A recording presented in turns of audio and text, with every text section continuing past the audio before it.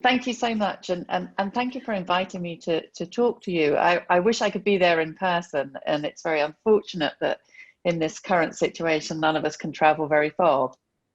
Anyway, it's a pleasure to talk to you about Educate, in particular the Golden Triangle, which is the foundation of the program that we have been running now since the start of 2017. And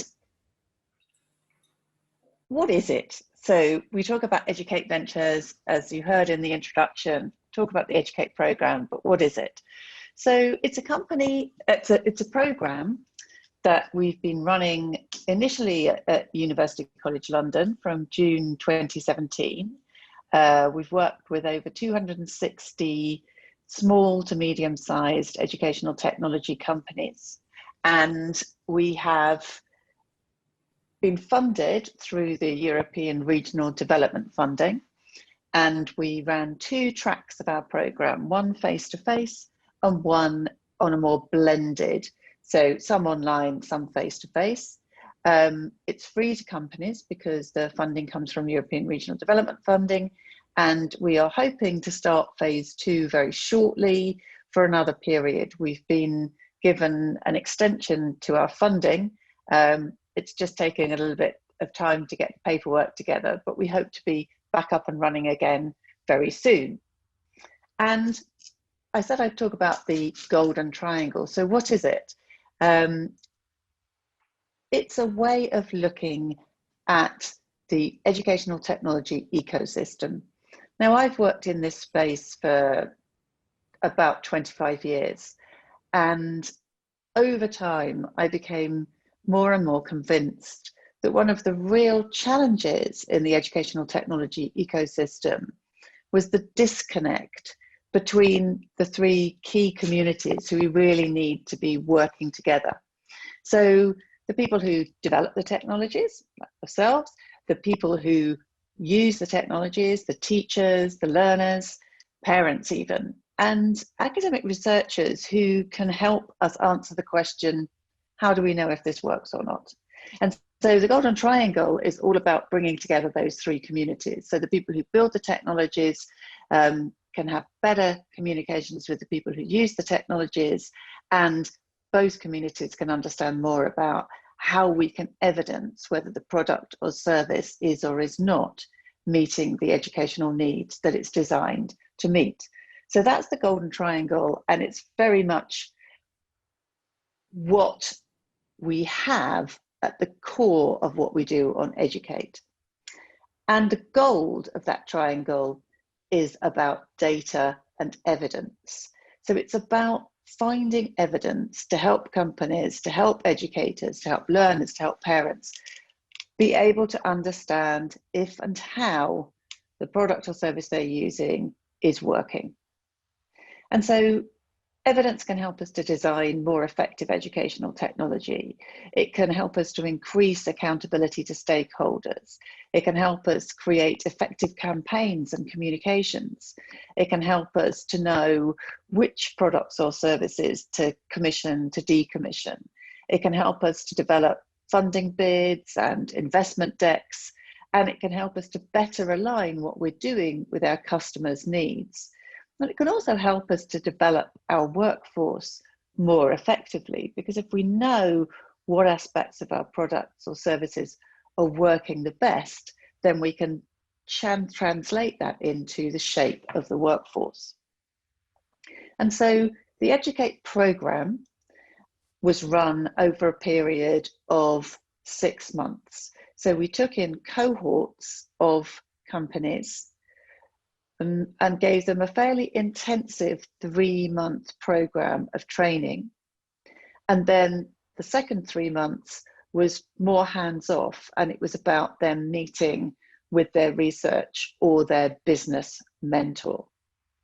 So our mission was to provide training that blended business finance training with research training. And so our unique piece of the puzzle is the position of being a research accelerator.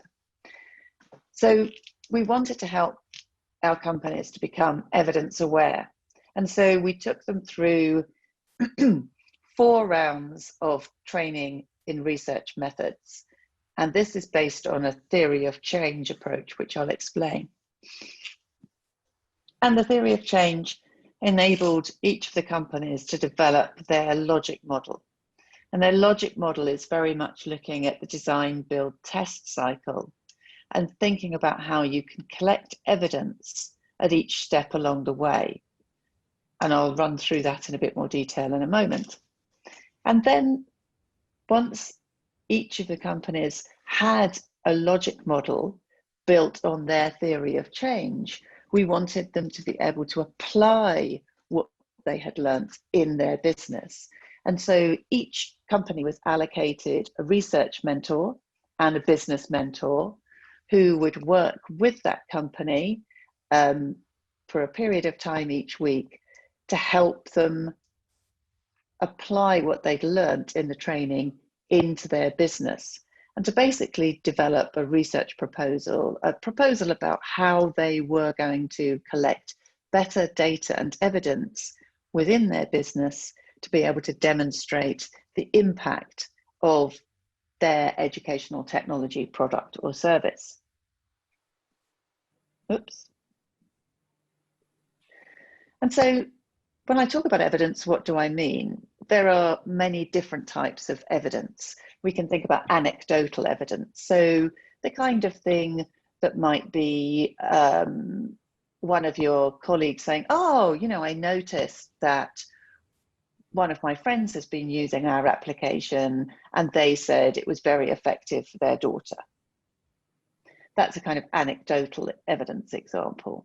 And then we can have descriptive evidence, which is more about observing and describing what is happening. So you might observe a group of students using your product or service and describe what it is they're doing. And then we have correlational evidence. And this is an important issue. So when we talk about correlational evidence, we are talking about evidence that suggests that there is a relationship between 2 factors. So for example, if the business has developed a product that helps children aged 11 to 12 learn mathematics, then you would be hoping to be able to build a correlation between the use of that product and increased learning within the students who use that product. And so there is a correlation in that example between students' improvement in mathematics and students using the mathematics product that the business has developed. Now, correlational evidence is useful, but it's not the most powerful form of evidence. The most powerful form of evidence is causal evidence, but that's very difficult to gain because that would mean that we could provide evidence that demonstrated that in that last example I gave about a mathematics product, that the increases in the scores of the learners who use that product was caused by the product. So correlation only suggests that there might be a relationship. We notice that, and we can demonstrate that students who use this product improve their math scores. But to get to that next step, we would need to demonstrate whether it was that maths product or something else that was happening that actually led to those increased math scores. And so in order to derive causal evidence, we really have to run quite a detailed and rigorous trial, an experimental trial of the product or service, where we try and control for any other things that might have caused that increase in mathematics scores, so that we can feel more sure that actually it was the use of the mathematics product that led to the increase in those scores. So we need to understand those different types of evidence. But how does the golden triangle work? Well, it's about, as I said, making connections between three communities all around the subject of evidence. So it's about helping educators to ask, how can I find out what works when using technology to support learning? How can I use research evidence? And it's about helping developers, businesses to understand, how is research evidence relevant to me? And how can I find out what teachers and learners think of my product and test its efficacy? And for academics, researchers, there's also a motivation that they want to demonstrate the impact of their research understanding. So it should be a win-win situation for all communities, and we should end up with improved educational technology products and services, better learning, better teaching, increased sales for the business, and increased impact of research from the research members of the collaboration. But let's think about it from the perspective of the educational technology business. And I said earlier that each of the businesses we work with, first of all, develops their theory of change. And that means taking yourself and your customers through this process of getting ready for change, transitioning, and then adapting to the new normal. And so going back to that example of a mathematics product, then we may have a situation where we need to engage with customers to help them get ready to change from the tools that they're currently using for their 11-year-olds to learn mathematics and move towards using our product or service. And then we want them, of course, to benefit from our product service to such a great extent that they want to adapt our product as their new normal. But how do we do that? We need to work out what change it is we want to bring about. What is the change in students' learning of mathematics in that particular example that is the transition that we're hoping to make? And why do we feel that our product or service is going to be the thing that will bring about that change? And this is where we think about creating a logic model. And the logic model supports the theory of change. And we take each of our companies through a series of steps. And at each point, we think about, well, what data and evidence could I collect at this point in time that would help me know how I'm doing?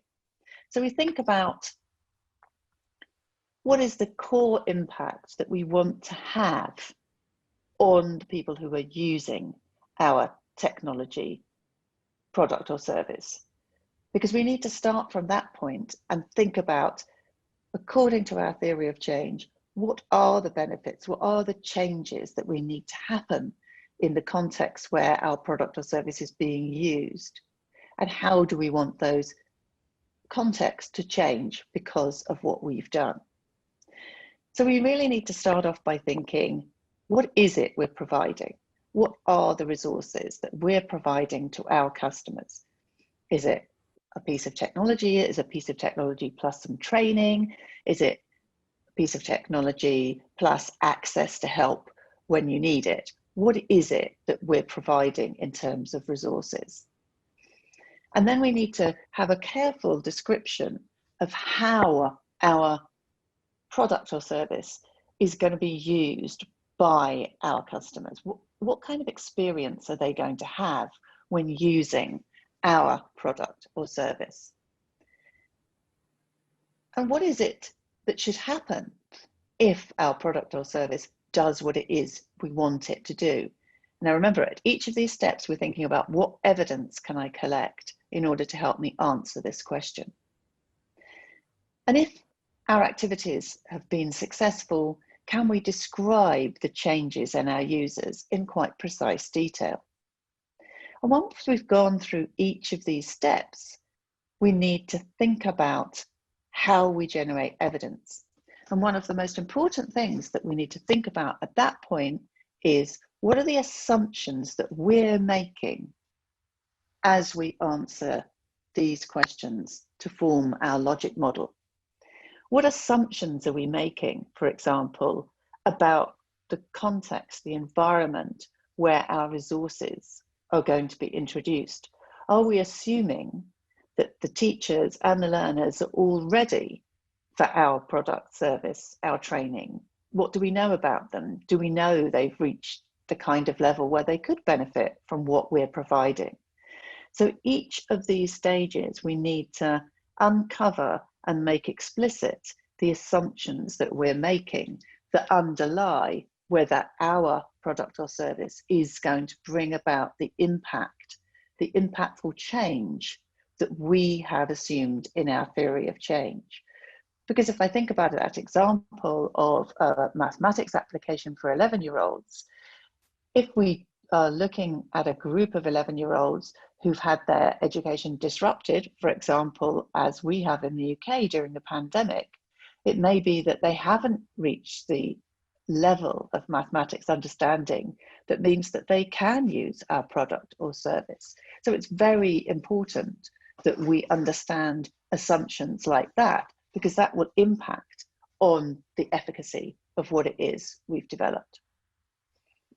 And so just to give you an idea of some of the companies that we've worked with and the huge range of different products or services that they provide, we have two examples here of the Sensei and as part of Manga High and Century Tech, both of which are companies who are using artificial intelligence in different ways to provide adaptive technologies that can adapt to learners to meet their needs. And so these are both applications for use in schools or colleges. We have companies like DebateMate, which is an unusual company in that it had, when it started working with us, it had a very successful face-to-face educational program, but no technology. And so they wanted to think about how they could transfer their successful face-to-face engagement with technology. And their company aims to work with the poorest children in the country and indeed in other parts of the world to teach them debating skills, to give them confidence, to help them be good at communicating and to help lift them out of poverty. We have a company called Chatterbox, and this was a very interesting company who was helping other companies to empower their workforce through their corporate social responsibility fund, because Chatterbox was an online language learning platform that was powered by refugees who were experts in their fields and could work with one of your employees. Say you have an engineer, we might have a refugee engineer who speaks the language that our engineer in our company wants to learn. So that was a very nice application. We have an EdTech for babies. So this is actually another system that uses artificial intelligence. And we can see there the picture of a cloud, which is a monitor that sits in the baby's room and monitors the interactions between the baby and parents, siblings, friends, and gives feedback to parents about how they can improve their infant's language learning by the way they interact with their infant. And our companies look at things outside of learning specific subject areas. This is a company called Cognition, who focus on cognitive fitness. And they built an application that initially assesses your executive function, your memory, both short-term and long-term, and your ability to focus your attention, and then takes you through a game called AquaSnap that helps to improve those 4 facets of your cognitive fitness. Now, this was an interesting product because it was originally developed for use in health and well-being. And the founder of the company was somebody who had worked for big pharmaceutical companies for many years, developing antidepressants, and then realized he'd really like to develop something that could prevent some of those people needing those antidepressants. So this was originally built as a product for our National Health Service, and it's available on the National Health Service to help people try and prevent the signs of anxiety that can lead to depression, to help them be more cognitively fit and resilient to try and prevent depression. And the company came to us with some rigorous randomized control trials in the health context that demonstrated the worth of their product, but we needed to help them run similar trials in an education space. And so I'm going to stop there and say thank you very much for listening to me. I put that picture up because I have a passion for artificial intelligence in education. It's my background. And I think one of the things that all EdTech businesses need to be thinking about is how they can use artificial intelligence, perhaps not in their product or service, but to improve their business. And so we are now adding to our training for the next phase of Educate a program of what we call data and AI readiness that will train the companies that come on our program to really understand their data. Because of course, data is at the heart of modern AI, and it's also at the heart of evidence and generating evidence about your product or service. So we're adding that component to our program as we move forward. And I'm going to stop there because I've talked for just over 20 minutes, and it would be great to have time for some questions. Yes. Do we have questions? We have time for questions, ladies.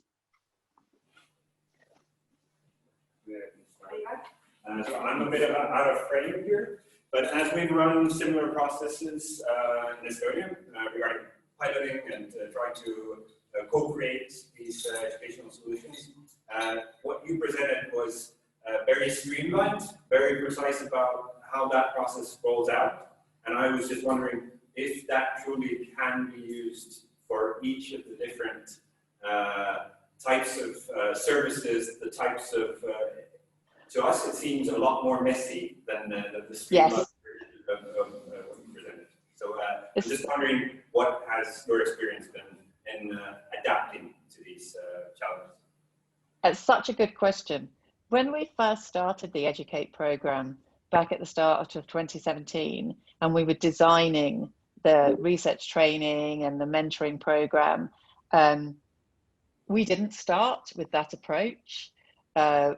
We started with something far less streamlined, and because there wasn't anything out there that was already doing this for these companies. So we started with something far less streamlined, and after the first cohort of companies was very small. It was a test cohort of 7 companies who we knew quite well, but we realized that we were presenting them with far too many options, and they were busy people who didn't have the time to work as, say, a PhD student would or a master's student would, didn't have the time to think about all these different alternatives. And so we went back to the drawing board and we looked around at what was happening and looked at the workaround theory of change and logic models. And we then tested it out with the next cohort, and it worked very well. And certainly the cohort member companies felt very comfortable with it, and we were able to help them really build some very well designed research studies that they wanted to conduct. And I should say that we had we have two awards that we give, or EdWards as we call them, educational awards. And the first one is about demonstrating, and it's all criteria based, that companies demonstrate that they are evidence aware, that they've understood the training and they're trying to move it into their company. And the second is evidence applied, which is about demonstrating that the company is applying what they've learned in their business. And by the time we got to the end of the program, over half of the companies had got one of these awards, demonstrating that they had taken on board the training. And we're still, that number's increased now, and we're still having people coming forward wanting to have their EdWard validated. And we worked with, of those 260 plus companies, About 60% were based in formal education, so schools, colleges, universities. But the other 40% were incredibly diverse.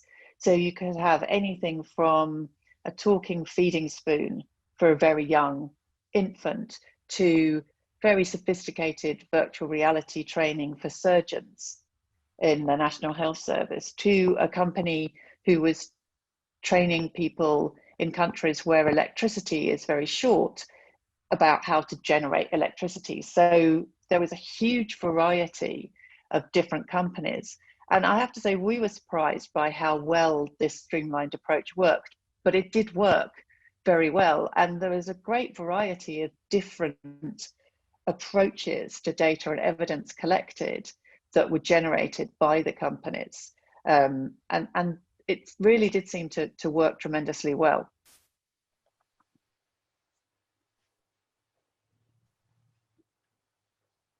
Do we have more questions? Don't be shy. No, don't be shy. Feel free to ask anything. And if you can't think of a question now, you can always contact me afterwards to ask a question.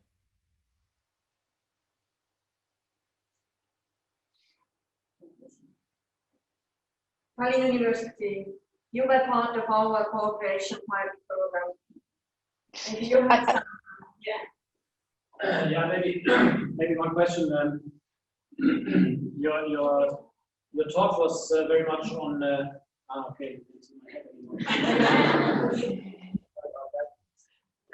Yeah, your talk was a lot about evidence, which of course I like very much. Evidence suggests that you already have basically the product and the activities are pretty much already there and ready and ready to roll out. The program here was more under the general theme of co-creation, meaning that the product and the activities maybe are not yet there, quite there yet, but we have to somehow first find them together. So I was wondering, in your reflection on the past we worked together, how much would you say that this co-creation part was still visible in your approach, or was it more heavy on this evidence collection side? Brilliant question. We started every session with our companies, getting them to place themselves on the innovation spiral. And a lot of the companies we worked with were not at the stage of having their product yet. So we did work with companies, a lot of companies who were developing their idea, developing their concept.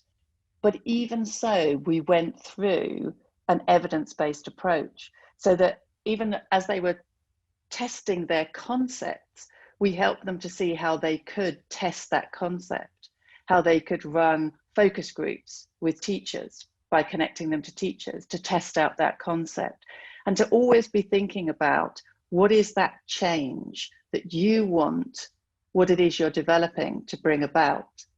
And then to still think about that logic model. So actually we did work with a lot of organizations that were still in very early stage. And part of our role there was very much to broker the right relationships with the audience for their product or service, to try and get those co-creation conversations going. And I have to say, as we move forward into the next phase and really trying to help companies look at the whole AI space, I feel very strongly that co-creation is even more important. I think we have to broker the right multi-stakeholder co-design partnerships to get the best educational technology into the hands of teachers and learners. And I think that's even more acute with emerging technologies such as AI or augmented reality and virtual reality. So absolutely, it's a process that we adopt. And obviously the reason that every company has their own mentor, research and business, is that for them, yes, they receive the same training sessions, but their mentor helps to adapt to where they are in that innovation cycle. So if they're right at the start, then the mentor can help them see how what they're learning in the sessions is relevant to where they are. I hope that answers your question, because I'm absolutely passionate about co-design and co-creation. I think it really is the best way forward. Yeah, thank you very much. It was really right on the point, I would say. Thank you. One more question. So how do you find the right mentors? Is it more up to the companies to ask for what kind of help they need, or you would offer those specific mentors? Really interesting. If I heard it correctly, you were asking about how we found the right mentors. Is that correct? Yes, yes. Yeah. Well, it's very interesting. Our business mentors were all volunteers who we have a huge network of businesses, and I was really surprised by how many of them, both large and small, were happy to volunteer as business mentors. We did have 2 business experts on the team, but they did some of the clinic support, but they brought in external mentors as well. But when it came to the research mentors, we started again. When we started, it was different to the way that we finished. When we first started, I had thought that we would be looking to the academic community at UCL to act as research mentors for the different companies who came on our program. So for example, if we had a company who was developing a mathematics product, then we'd find a maths education expert. If we had somebody working with augmented reality, then we'd look to find somebody with augmented reality expertise. But actually, it really didn't work that way at all. And we ended up employing a set of 7 mentors, who each of whom took on 4 or 5 companies in each cohort and worked with those companies. And those mentors also did part of the training as well. So it was much more joined up. The people doing the training also did the mentoring. But if the company was getting to a stage where it would be useful to introduce them to an academic in some other part of university college, then we did broker introductions. So in one instance, for example, we were working on a language acquisition service, and the research mentor brokered an introduction to somebody in linguistics who was very, very helpful to the company. But it wasn't possible to broker those relationships straight away, because it was very hard for the connection between the academic and the company to be described when the company often didn't know precisely what it was they needed. So we came to the conclusion that we were far better to have a set of 7 research mentors who came with different expertise. So we had one from experimental psychology, one from social psychology, 2 from straight education, 1 from data science, another from online learning. We really tried to bring in a range of different experts into that group of research mentors, and then they could broker ongoing relationships between the companies and a specialist academic at the point that was appropriate.